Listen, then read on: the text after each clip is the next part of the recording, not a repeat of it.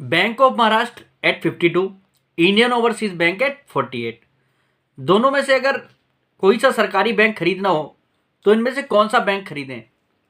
सवाल आपके मन में होगा, क्योंकि मेरे भी मन में है। और हमारे तो सब्सक्राइबर मैसेज डाल डाल के काफ़ी पूछते रहते हैं कि इनमें से कौन से बैंक में पैसे लगाएं, क्योंकि सवाल भी काफ़ी स्वाभाविक सा है, क्योंकि दोनों ही बैंकिंग शेयर हैं, दोनों ही सरकारी शेयर हैं और दोनों ही शेयर देखा जाए तो प्राइस के हिसाब से आसपास काम कर रहे हैं। तो अगर शेयर में पैसे लगाने हैं तो कोई से एक कंपनी में ही पैसे लगाए जाएंगे।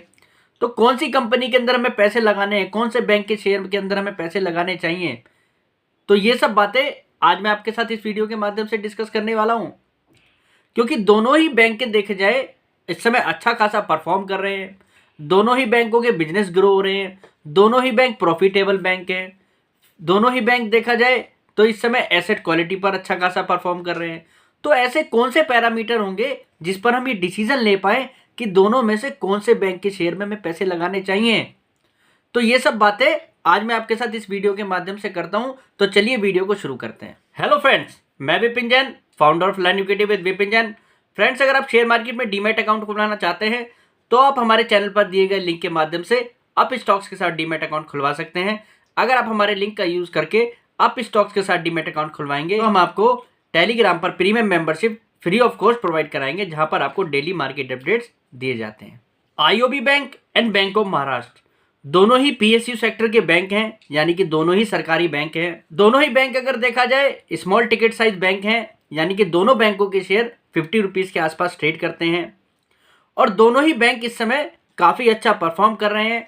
अगर आप ग्रोथ के हिसाब से देखें, quarter by quarter, year by year, दोनों ही बैंकों के यहाँ पर प्रॉफिट में, नेट इंटरेस्ट इनकम में, बिजनेस में, डिपॉजिट में, सभी चीज़ों पर यहाँ पर आपको अच्छी खासी ग्रोथ दिखेगी। दोनों ही बैंक इस समय वेल पोजीशन दिखाई दे रहे हैं और प्रॉफिट के लिहाज से देखें तो दोनों ही बैंक FY24 के अंदर काफ़ी अच्छा प्रॉफिट दिखाने की स्थिति में रखते हैं। यानी कि प्रॉफिट के लिहाज से देखें, सेल्स के लिहाज से देखें और बैंक बिजनेस के लिहाज से देखें तो दोनों ही बैंक इस समय काफ़ी अच्छी पोजीशन में दिख रहे हैं, यानी कि दोनों ही बैंक इस समय काफ़ी अच्छे बैंक हैं। पर हम इस लड़ाई का फैसला कैसे करें कि हमें दोनों में से अगर एक बैंक लेना है तो कौन सा बैंक लें? क्योंकि यहाँ पर वैल्यूएशन नाम की भी कोई चीज़ होती है और वैल्यूएशन के आधार पर ही यहाँ पर हम अपने रिटर्न की कैलकुलेशन कर सकते हैं, यानी कि कौन से बैंक में इस समय इन्वेस्ट करके हमारा सबसे ज़्यादा पैसा बन सकता है। ये हमारे लिए यहाँ पर बड़ी मुख्य बात है, क्योंकि दोनों बैंक तो अच्छा परफॉर्म यहाँ पर कर रहे हैं। तो उसके जानने के लिए हमें सबसे ज़्यादा फोकस करना है बैंक की एसेट क्वालिटी पर और वैल्यूएशन पर। सबसे पहले मैं आपके साथ डिस्कस करता हूं दोनों ही बैंकों की एसेट क्वालिटी। अब एसेट क्वालिटी में हम सबसे पहले देखते हैं बैंकों का ग्रॉस एनपीए। ग्रॉस एनपीए देखा जाए इंडियन ओवरसीज बैंक का एट परसेंट लगभग 3.13% के आसपास दिखता है। और यहीं अगर हम बैंक ऑफ महाराष्ट्र की बात करें तो बैंक ऑफ महाराष्ट्र का ग्रॉस एनपीए 2.19% के आसपास है, यानी कि ग्रॉस एनपीए के बेसिस पर बैंक ऑफ महाराष्ट्र यहां पर आईओबी से आगे निकल जाता है। अगर हम बात करें नेट एनपीए की तो बैंक ऑफ महाराष्ट्र इस समय 0.22% का नेट एनपीए वाला बैंक है और आईओबी बैंक लगभग 0.62% का नेट एनपीए वाला बैंक है। यानी कि दोनों ही बैंक के नेट एनपीए इस समय काफ़ी कम है, पर दोनों का अगर हम कंपैरिजन करके देखें तो बैंक ऑफ महाराष्ट्र यहाँ पर अच्छा दिखाई दे रहा है नेट एनपीए के लिहाज से आईओबी के मुकाबले। यहीं अगर हम नेट इंटरेस्ट मार्जिन की बात करें, इंडस्ट्री में ये चीज़ सबसे ज़्यादा देखने वाली बात होती है। जिस बैंक का नेट इंटरेस्ट मार्जिन हेल्दी हो, यानी कि उसके प्रॉफिट में उतना ही आपको बढ़त दिखाई देगी, उतना ही ज़्यादा उस बैंक का प्रॉफिट होगा। नेट इंटरेस्ट मार्जिन के लिहाज से बैंक ऑफ महाराष्ट्र 3.89% के नेट इंटरेस्ट मार्जिन पे है।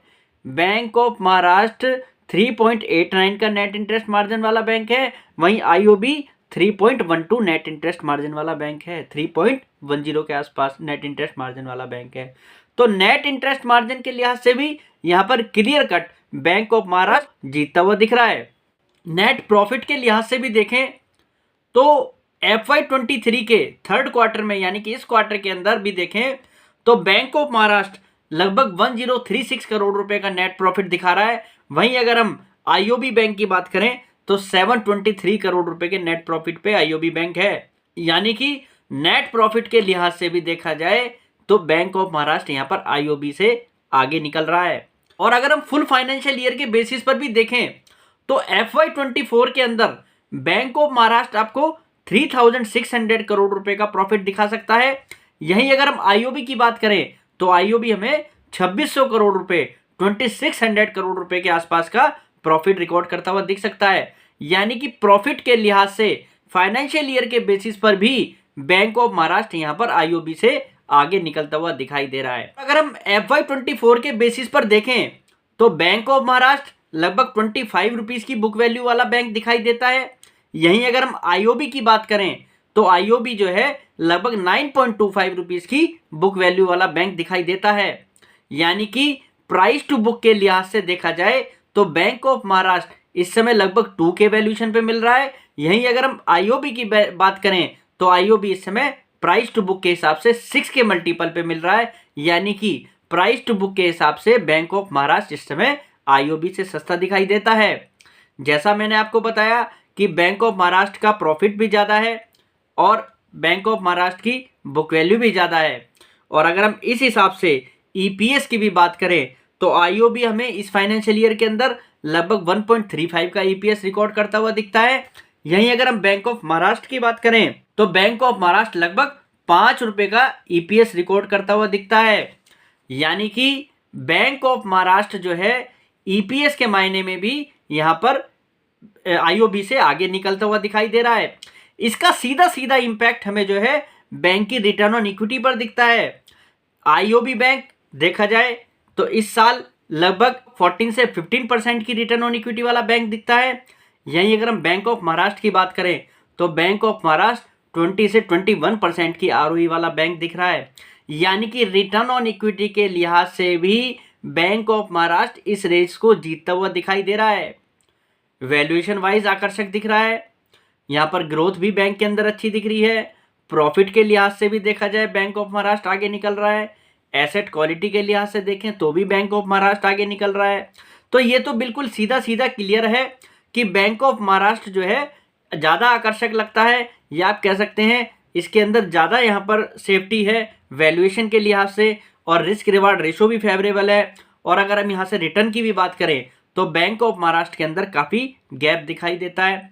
जैसा मैंने आपको बताया कि आईओबी 16 से 17% की आरओई वाला बैंक दिख रहा है। उस हिसाब से देखा जाए तो ये बैंक इस समय 6 के मल्टीपल पे ट्रेड कर रहा है अपनी बुक वैल्यू के। तो और यहीं अगर हम बैंक ऑफ महाराष्ट्र की बात करें, बैंक ऑफ महाराष्ट्र 21% की आरओई वाला बैंक लगभग अपने बुक वैल्यू के 2 के मल्टीपल पे है। यानी कि बैंक ऑफ महाराष्ट्र यहाँ से आपको काफ़ी अच्छा रिटर्न दे सकता है इस फाइनेंशियल ईयर की अर्निंग के आधार पर। और अपने बुक वैल्यू के हिसाब से अगर बैंक ऑफ महाराष्ट्र को आईओबी जैसे वैल्यूएशन मिल जाए तो ये बैंक, आप सोच रहे हैं यहाँ से कितनी बड़ी रैली दिखा सकता है। इस हिसाब से तो ये बैंक अगर 25 रुपीज़ की बुक वैल्यू वाला बैंक है, इसको भी अगर 6 का मल्टीपल मिल जाए तो इसका 150 रुपीज़ का टारगेट निकल कर आता है। वहीं हम आईओबी देखें तो आईओबी 6 के मल्टीपल पे लगभग 52 रुपीज़ के पास ट्रेड कर रहा है। तो ये तो बात सीधी सीधी यहाँ पर क्लियर है कि जिन लोगों के पास आईओबी और बैंक ऑफ महाराष्ट्र हैं तो उसमें इस रेस में तो अभी बैंक ऑफ महाराष्ट्र आगे निकलता हुआ दिखाई दे रहा है सभी पैमानों पर।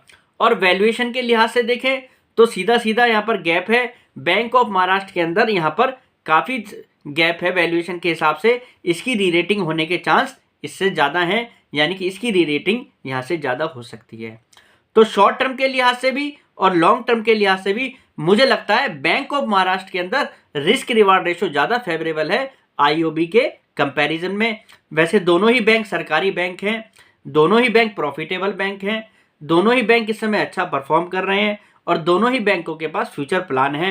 इसमें ऐसा नहीं है कि आप सोचें कि आईओबी बैंक बेकार है, पर कंपैरिजन में अगर देखें तो इन दोनों बैंक में हमें सेफ्टी भी देखनी है, हमें दोनों ही बैंक में प्रॉफिट भी देखना है, एसेट क्वालिटी भी देखनी है। तो उस लिस्ट में तो बैंक ऑफ महाराष्ट्र यहाँ पर आगे निकलता हुआ दिखाई दे रहा है। बाकी आप लोगों का अपना निजी फैसला है। मैंने तो आपको जो चीज़ें बताई हैं वो फैक्ट्स हैं, वो फैक्ट्स आपके आगे रखे हैं। आप उन फैक्ट्स को देखिएगा, समझिएगा।